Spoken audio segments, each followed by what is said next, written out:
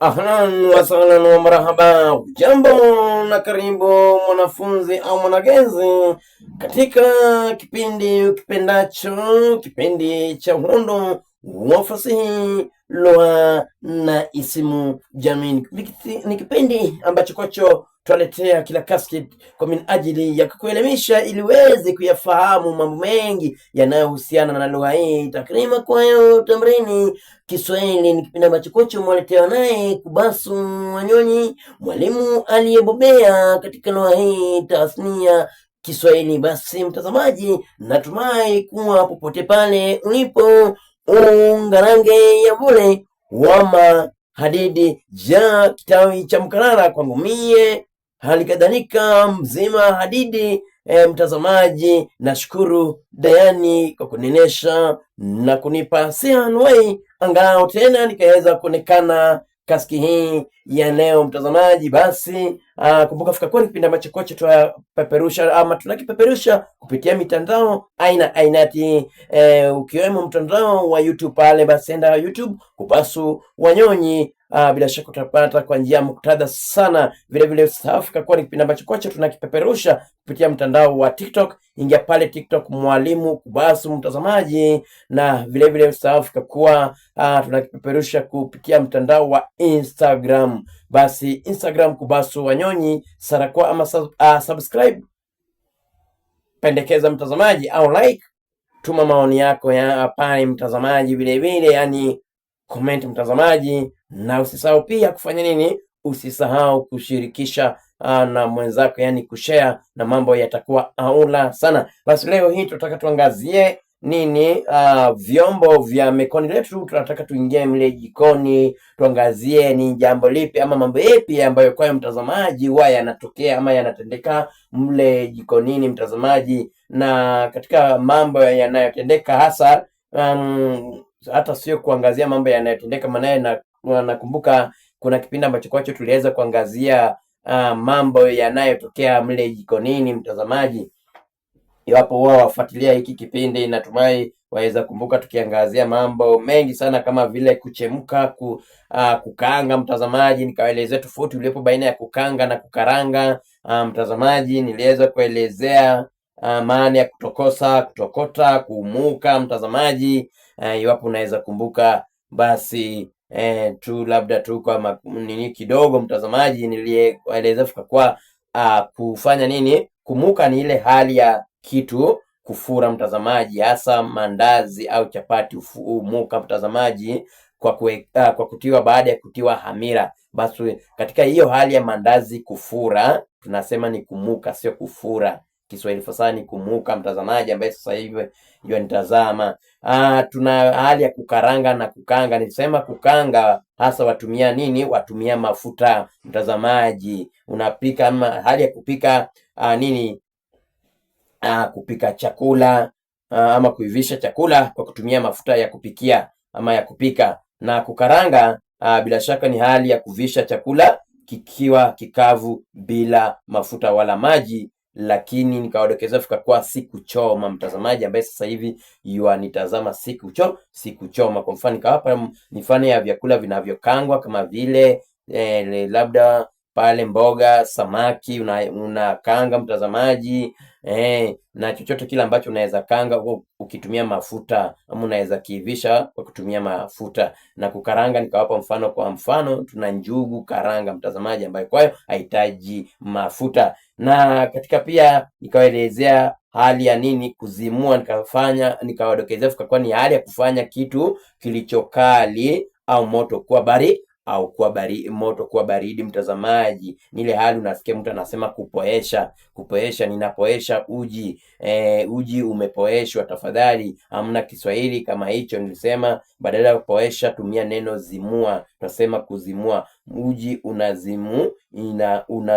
unazimuliwa mtazamaji, ambaye sasa hivi nitazama. Nilioeleza mambo mengi sana ambayo sitaki kuyarejelea tu, nilikuwa labda na ufanya nini, anagusia mtazamaji.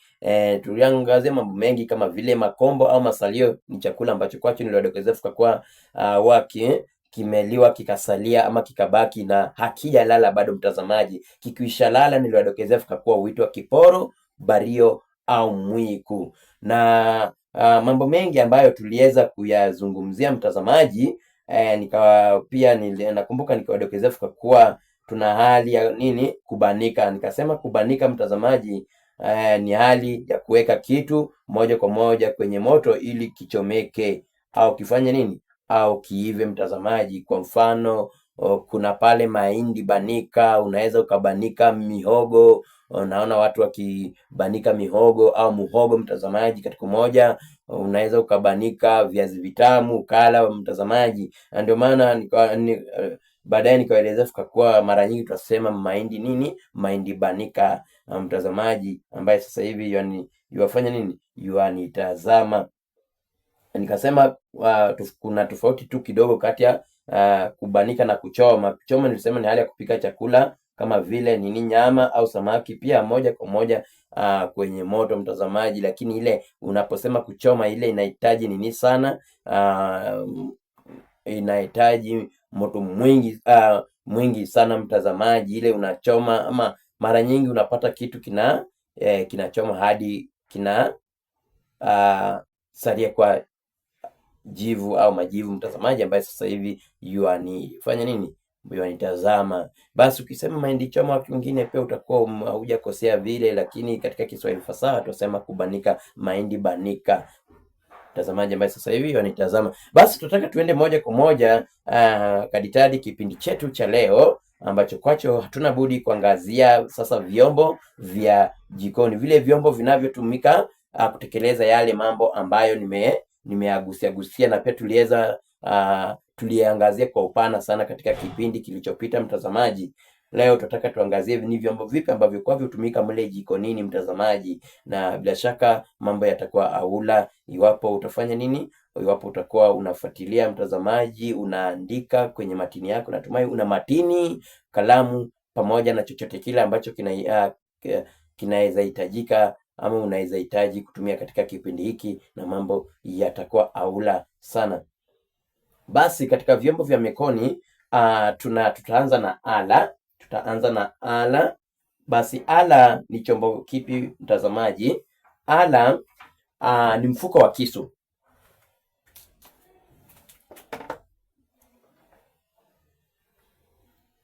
Vyombo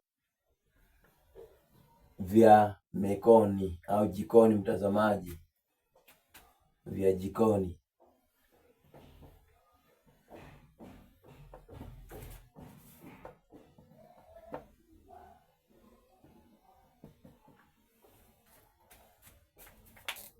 Vyombo vya nini?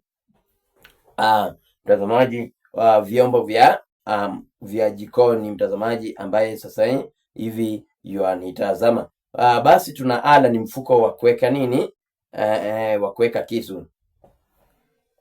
Mfuko wa kuweka kisu huitwa nini? Huitwa ala.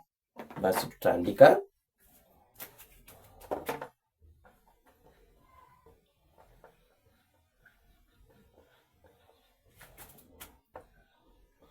wa kuweka kisu. Ule mfuko wa kisu, unaponunua kisu mtazamaji, uwepo na mfuko fulani pale mtazamaji. Inaweza kuwa ni ya ngozi, inaweza kuwa ni ya nini, ya karatasi mtazamaji. Basi mfuko huo bila shaka huitwa nini? Huitwa vipi? Ala. Kisha tuna nini? Tuna sahani kubwa ya kutilia chakula, aghalabu kitoweo, kikiandaliwa kwenye meza. Hiyo sahani kubwa huitwa bakuli.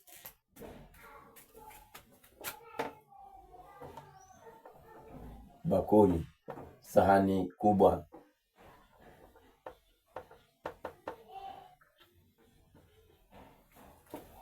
Sahani kubwa mtazamaji, ambayo kwayo hutumiwa kutilia chakula, aghalabu kitoweo. Hutumiwa kutilia chakula, aghalabu kitoweo.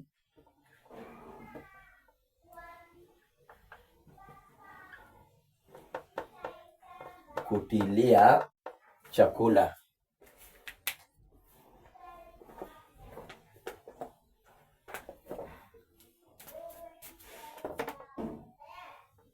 chakula, aghalabu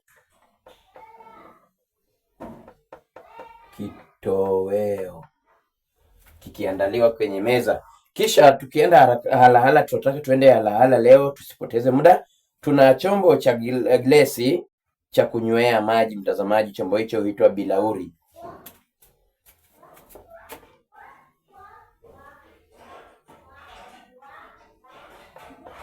Chombo cha glesi au glasi cha kunywea maji, nywea maji, mtazamaji ambaye sasa hivi yafanya nini? Yanitazama. Chombo hicho bila shaka huitwa bilauri.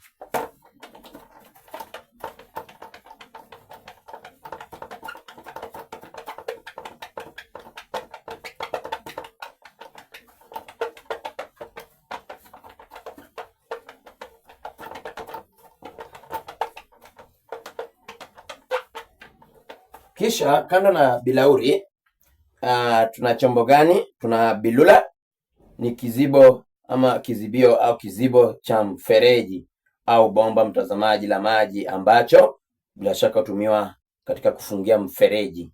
Kile kizibo cha mfereji au bomba la maji, kizibo hicho bila shaka hutumika kufungia mfereji. Kile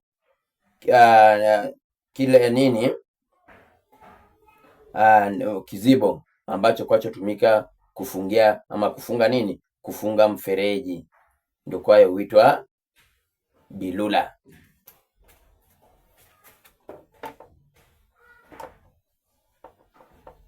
Ni kizibo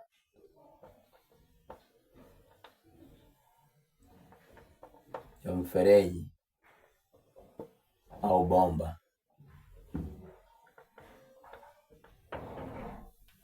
la kufunikia nini? La kufungia ama la kufungia mfereji. Kisha tuna tangi kubwa la kutilia maji, mtazamaji. Tuna tangi kubwa la kutilia maji, na hilo tangi bila shaka nataka nikudokezee, mara nyingi hatujawahi jua jinsi linavyoitwa, mtazamaji. Basi tangi hilo huitwa birika.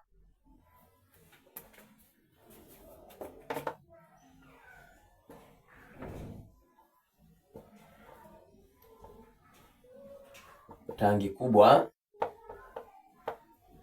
la kutilia maji.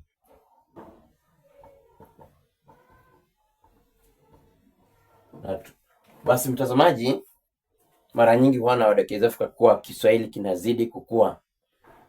Mambo yale ambayo kwa ulikuwa unayafahamu labda wakati ulipokuwa ukiwa shule, nazungumza na wale watazamaji ambao ni rika yangu ama wamenizidi kwa rika, na bila shaka ukiwa pale shuleni mambo mengi uliweza kuiangazia, ama yote yule ambaye yanitazama, na huenda kuna jinsi ambavyo kwa hivyo wanajua kitu fulani huitwa namna fulani, mtazamaji ambaye sasa hivi wanitazama.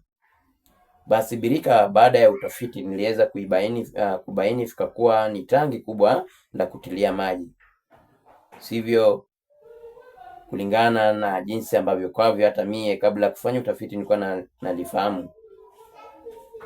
Tuna kile chombo cha kutilia chai ambacho kwacho sasa ndio waja wengi tunakiita chombo hicho kwa birika. Waja wengi tunakiita chombo hicho kwa birika, chombo cha kutilia chai au hata kahawa ukipenda. Chombo hicho huitwa buli. Tafadhali, buli, chombo cha kutilia chai, kila ambacho mara nyingi unakiita birika, chombo hicho ndicho kwacho huitwa buli. Lakini birika ni tangi kubwa la kutilia maji. Natumai mnayafahamu matangi hayo yanatengenezwa kwenye makampuni tofauti, mtazamaji, kwenye kampuni tofauti. utapata kuna tangi la Tecno, yani Tecno tank mtazamaji, na mengine mengi ambayo unayafahamu.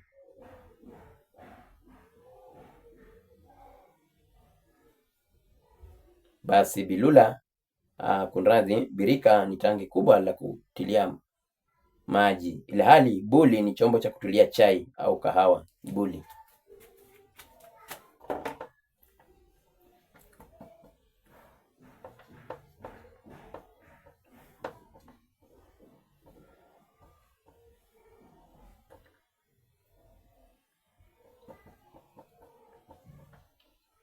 Chai au kahawa. Natumai basi umeweza kuelewa mtazamaji. Leo hii umeweza kujua kweli kile kifaa ambacho kwacho ukiita birika kwa ndicho kifaa cha kutilia chai, kumbe si kulingana na jinsi ninavyofahamu, basi kifaa hicho huitwa buli, ila sicho birika. Mtazamaji, natumai umekwisha lifahamu hilo mtazamaji. Kisha tuna dele. Dele sasa ni buli refu, ni aina ya buli, lakini ni refu na la shaba, na hutumika pia kutilia kahawa. Dele wale wauza kahawa, ikiwa umewahi uza kahawa ama wauza kahawa mtazamaji, ama umewahi muona mtu akiuza kahawa, kuna nini fulani ndefu sana, ile ya kutilia kahawa, ile ndefu ama ule mrefu mtazamaji, basi kifaa hicho huitwa dele. Chombo hicho huitwa dele mtazamaji. Ni buli lakini ni refu na hutumiwa kutilia kahawa. Mara nyingi huwa ni la shaba.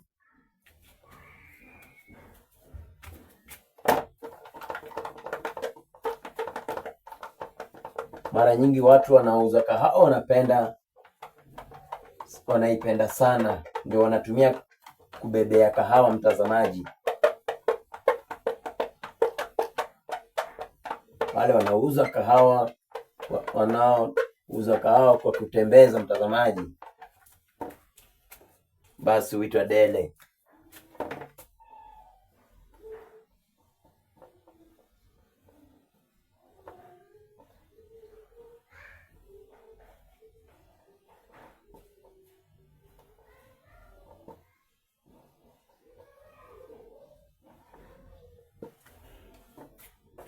Basi ni buli refu, ni aina moja ya buli, lakini ni refu kuliko buli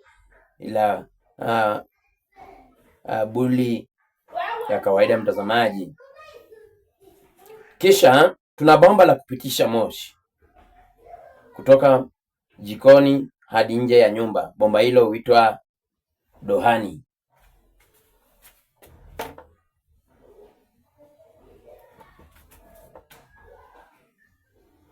Bomba la kupitisha moto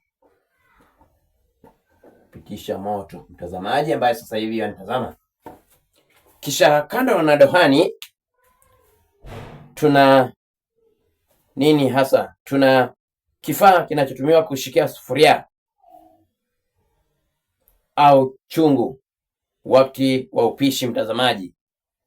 Tuna kile kifaa ambacho kwacho unakitumia pale, lakini ukifahamu, nasikia watu wanakiita kamata. Watu wanasema ni kamata kwa sababu inakamata. Hai mtazamaji, sielewi haya majina huwa mwatoa wapi? Mna uvumbuzi zaidi sana. Yaani kwa sababu kifaa hicho kinatumika kushikilia sufuria, sasa ukaamua tu ukipe jina kamata. Kwa sababu kamata. Basi mtazamaji, tafadhali wafanya nikenue meno. Basi kifaa hicho hakiitwi kamata, tafadhali tunakiita boi. tunakiita boy mtazamaji, na sio boy mvulana tafadhali, ni boy. Kifaa cha kutilia ama cha kushikilia sufuria au chungu wakati wa upishi. Wakati wa upishi. Boy mtazamaji, huitwa boy, sio kamata. Kisha tuna nini? Bila shaka tuna suko. Suko ni jiwe kubwa la kunolea. Jiwe kubwa la kunolea huitwa suko.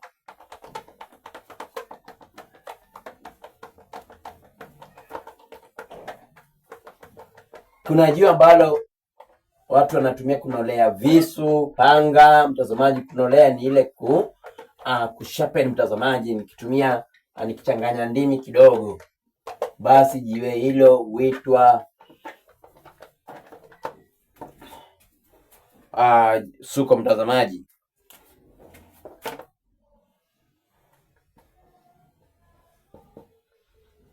Jiwe kubwa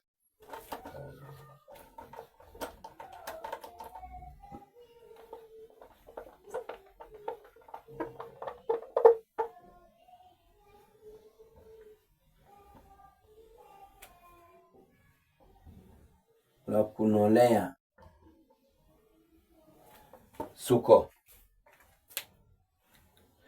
Kisha kando na suko,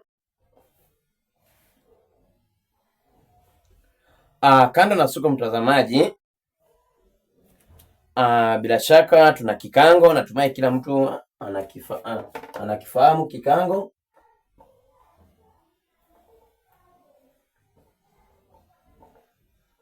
Kikango. Basi kikango mtazamaji ni chombo tu cha chuma cha kupikia chapati au njugu. Chombo cha chuma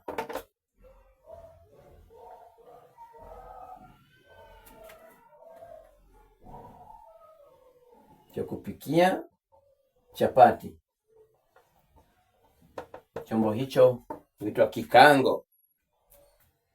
Ile mwaita pan ama frying pan mtazamaji.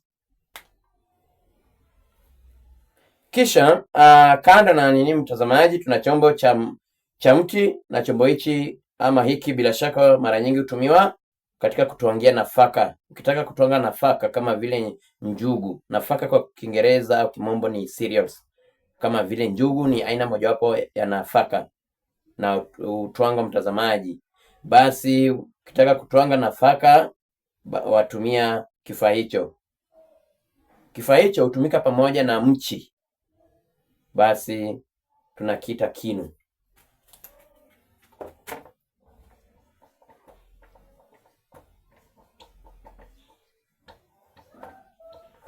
au chombo. Kifaa au chombo cha kutwangia nafaka. Cha kutwangia nafaka mtazamaji, ambaye sasa hivi yanitazama. Kisha tuna marigedi au degi ukipenda.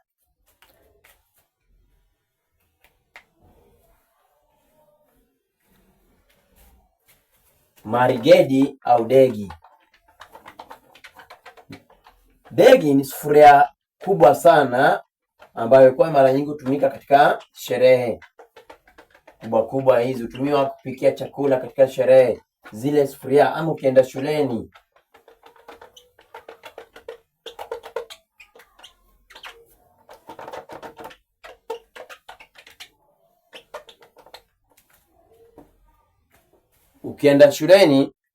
katika chumba cha kupikia chakula, chumba hicho twakiita bwalo. Basi ukienda bwaloni mtazamaji, mwanafunzi, unapata kuna sufuria fulani, inaweza kuwa ni moja ama mbili au tatu, inalingana na idadi ya wanafunzi pamoja na walimu. Basi sufuria hiyo ndio kwayo hutumika katika upishi, kwa sababu ya idadi kubwa ya wanafunzi na walimu. Huwezi tumia sufuria ya kawaida tu, ile watu mwatumia labda nyumbani mkiwa watu 2 watatu. Basi sufuria hii huitwa degi au marigedi, sufuria kubwa ya shaba ya kupikia chakula kingi kwa ajili ya karamu au sherehe. Nilisema kwa kuwa karamu ni sherehe kubwa sana.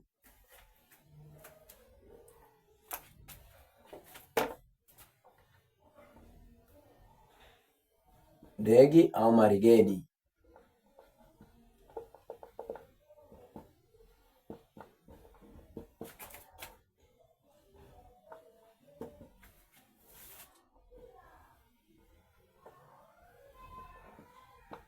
Ya kupikia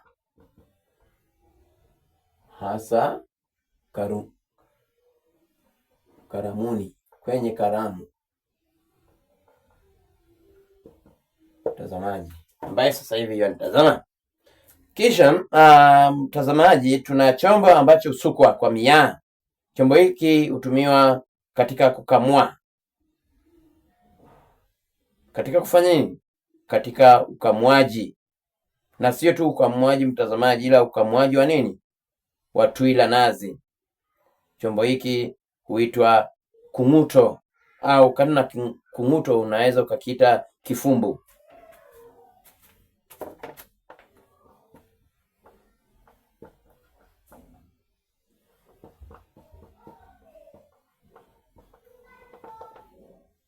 Au kifumbu. Chombo cha kukamua au kukamulia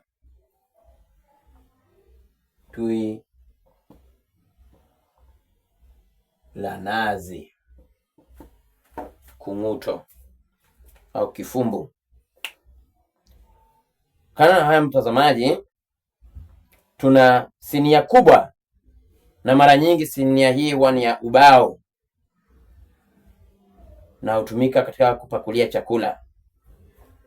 Sinia aina ya ubao na ni huwa kubwa, na bila shaka hutumiwa kupakulia chakula. Sinia hii huitwa fua au chano.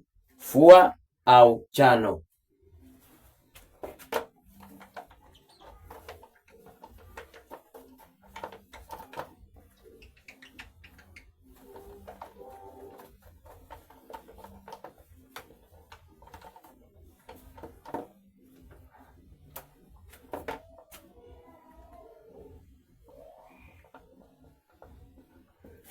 Sinia kubwa ya ubao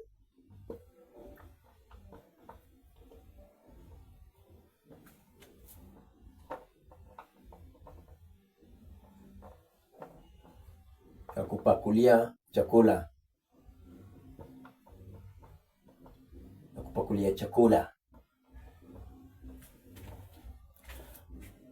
tukimalizia mtazamaji, tuna nini? Tuna jagombwe. Jagombwe pia huitwa chupa chai. Wengi wetu tunajua kama chupa chai, ama wengi wenu mwajua kama chupa chai. Jagombwe ndio chupa chai mtazamaji, iwapo wao unaufahamu hivyo kuwa chupa chai, basi jina jingine la chupa chai ni jagombwe. Jagombwe ama chupa chai ni kifaa kipi mtazamaji? Basi hiki ni kifaa ambacho kwacho hutumiwa kutilia chai au uji, ili uji wenyewe usipoe mtazamaji, ama chai yenyewe isipoe. Kifaa ama chombo kinachotumiwa kutilia chai. Achana sasa na buli. Tuna kifaa fulani pale ambacho katika lugha ya kimombo mnakiita vipi? Flask mtazamaji, flask. Labda kulingana na kampuni ambaye ni yajulikana sana, Thermo, basi ndio maana huitwa Thermos flask ama Thermo flask mtazamaji. Katika Kiswahili hicho kifaa ndicho kwacho huitwa jagombwe. kifaa cha kutilia chai ili isipoe.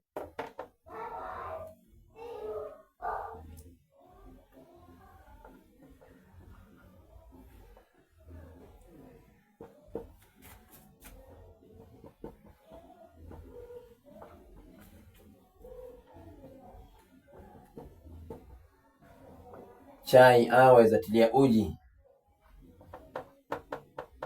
ili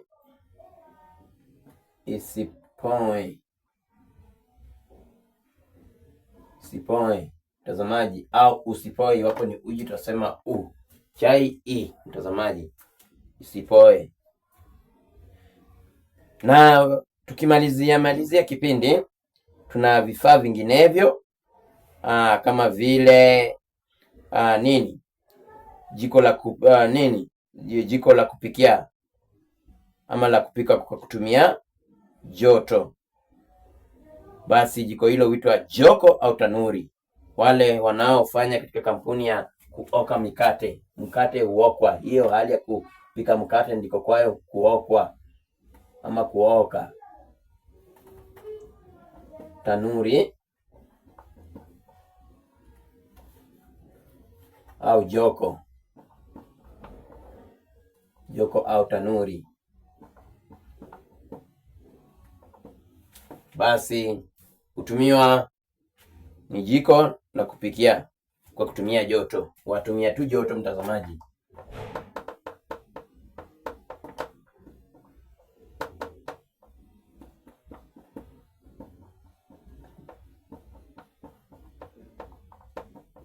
Kutumia joto. Jiko hilo huitwa joko. Kisha tuna mengine mengi kama vile jokofu au jirafu au friji ukipenda. Ni mtambo tu maalum wa kupoesha vitu ama vya kufanya vitu kwa viwe baridi mtazamaji. Vifaa ama mtambo maalum wa kufanya vitu viwe baridi huitwa friji ukitohoa katika mbinu ya utohozi, au jokofu vile vile jirafu.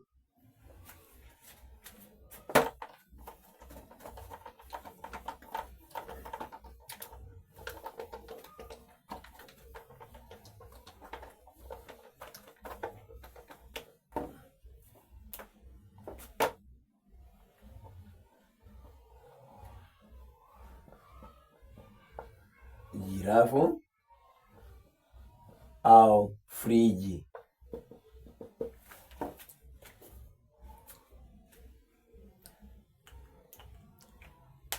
Tuna chungu kikubwa kinachotumika kupikia au kuegemea vileo huitwa jungu. Wale wagemaji, natumai mnajua wagemaji, kugema ni ile kutengeneza mvinyo au pombe. Wale wanaopika, wapishi wa pombe au gongo ukipenda, basi wanatumia kifaa hiki. Chungu hiki ni chungu kikubwa, hutumika katika kugemea au kupikia vileo, basi huitwa jungu.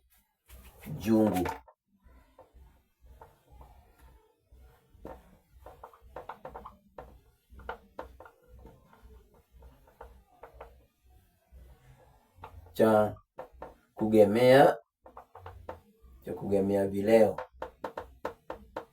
jungu. Kisha tuna sehemu maalum ya kuosha vyombo ama ya kuoshea vyombo huitwa karo. Karo, sehemu ya kuoshea vyombo, yaani katika kimombo tunaita sink. Natumai ni sink mtazamaji. Basi sehemu hiyo huitwa karo. Mwisho kabisa tuna debe. Debe ni chombo cha kutekea maji. Debe.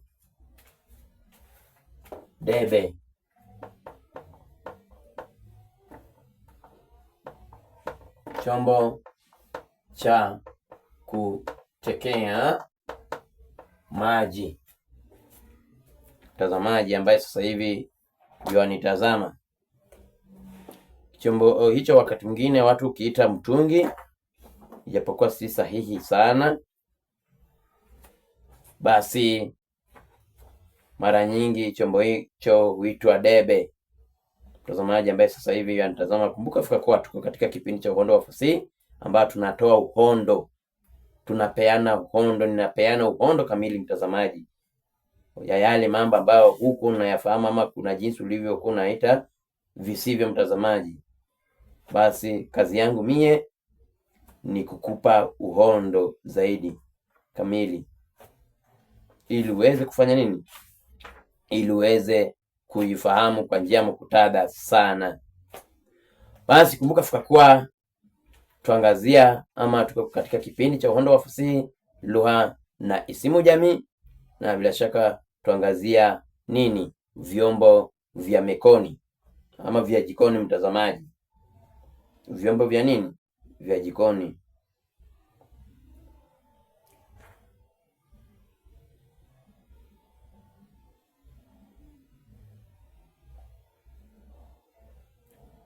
Basi nikiwaeleza tu maana, pia maana nyingine ya mtungi.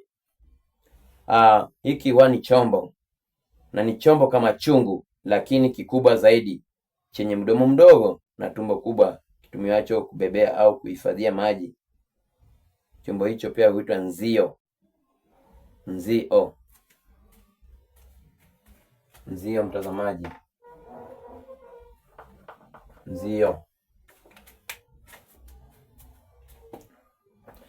Basi nashukuru sana mtazamaji, kwa sababu ya muda sitaendelea sana. Nashukuru sana, natumai tumejifunza mambo sihaba, na Dayani mwenye kujalia jala zake neema tola zidi kukujalia, ili kwamba tutakapokutana katika kipindi kingine, bila shaka tutapatana ukiwa uko mzima hadidi ya Kitayo cha Mkarara. Nashukuru kwa kuitikia wito wangu. Chambilecho wahedi au vingosha waliokulikuntu kuwa kubali wito ila kataa witwalo, iwapo halina maslani nawe.